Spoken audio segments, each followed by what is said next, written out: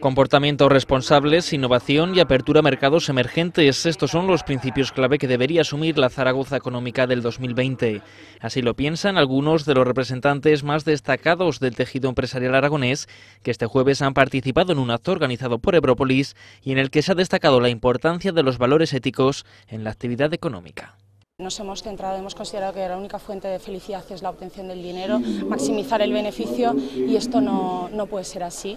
Tenemos que recuperar esos valores que perdimos, volver a sentar nuestras empresas y volver a sentar al individuo bajo una alfombra de valores, y de ahí pues evidentemente el proyecto será muchísimo más sostenible. En total han participado como ponentes 11 socios de Ebrópolis que han compartido su experiencia en el momento actual para dibujar un futuro mejor.